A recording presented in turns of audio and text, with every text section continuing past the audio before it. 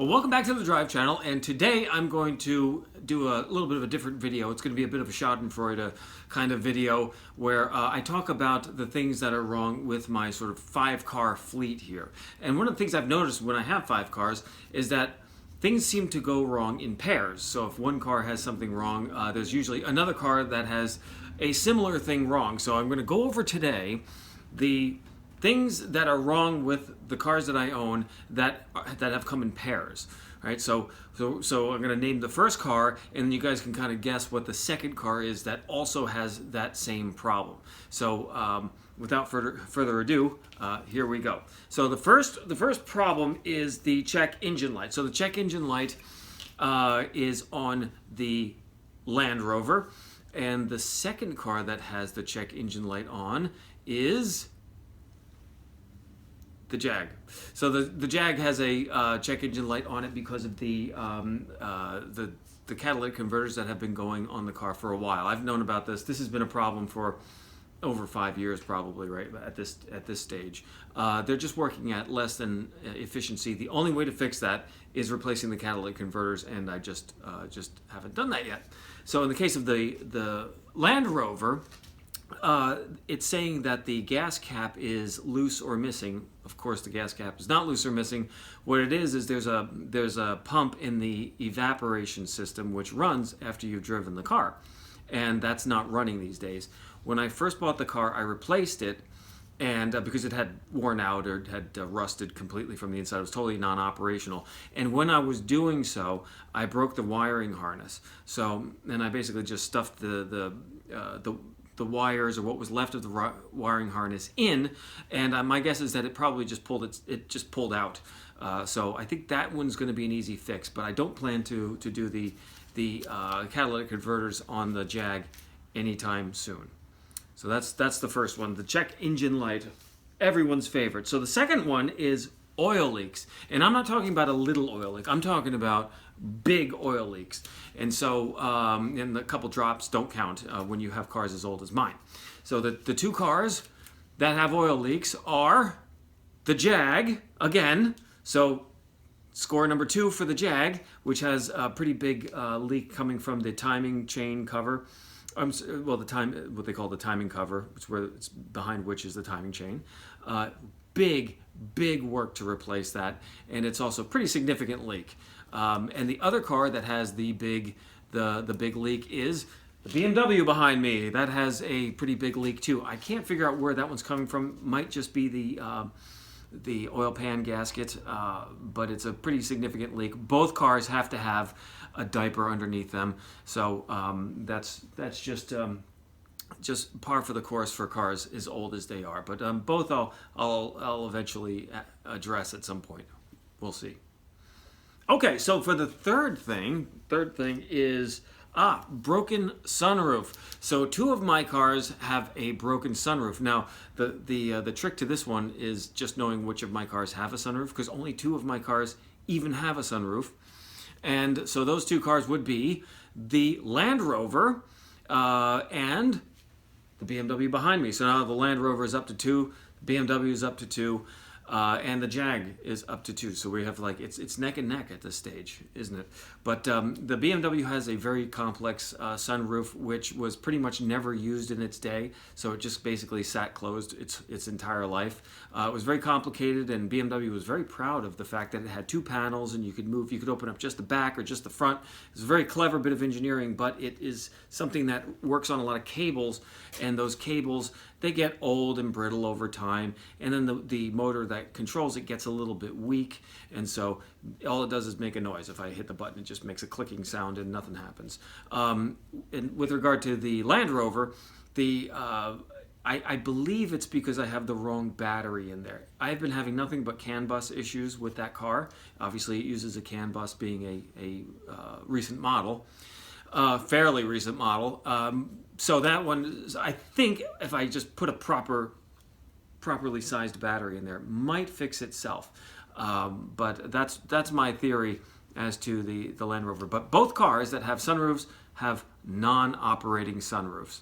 I don't really use sunroof anyway, so in neither case is it really important to me. Okay, moving on from there. Dome lights non-working, so no working. And not only is the dome light not working, but I can't figure out why they're not working. It's not just the bulb. The bulbs are fine. The dome lights just don't work. And no matter what I do, it's not a fuse. It's not the bulb. It's nothing.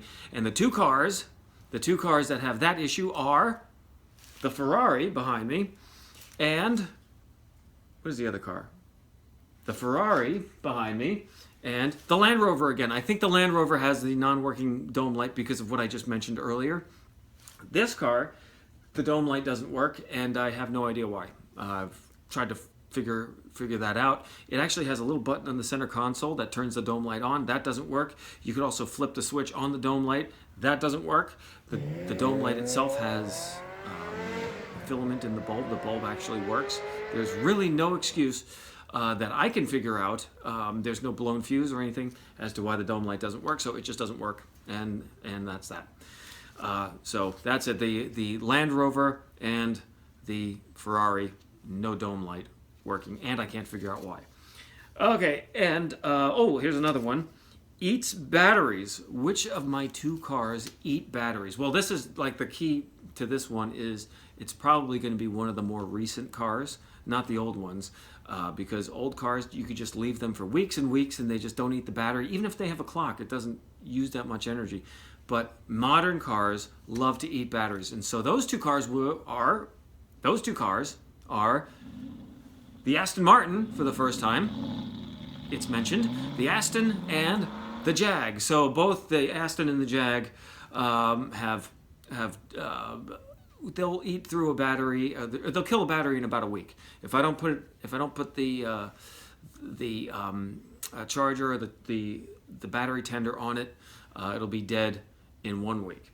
So that's the Aston. Likewise for the Jag, which I've talked about before. Like this is not new news if you watch this channel. But those are my two cars that eat batteries. The rest of them, even the Land Rover, despite being a modern car, being a 2009, being a 2009, that's a modern car by my standards, doesn't eat batteries. This you could leave for weeks. The BMW could leave for weeks, won't eat batteries. So those are my two battery eaters. And last but not least, AC malfunctioning. Now this one is a little bit of a trick because in one of the cars the AC actually does function, but it doesn't work well. So the two cars that have broken AC are the BMW, which I've talked about before on my channel, and the Land Rover. Now, to be fair, the Land Rover does have working AC. It just takes a long time for it to get cold. So basically, with the Land Rover, I have to drive the car for, if I haven't driven it the same day. If I haven't driven it that same day, I have to drive the car for at least 1.5 miles to 2-3 miles before things start to get cold.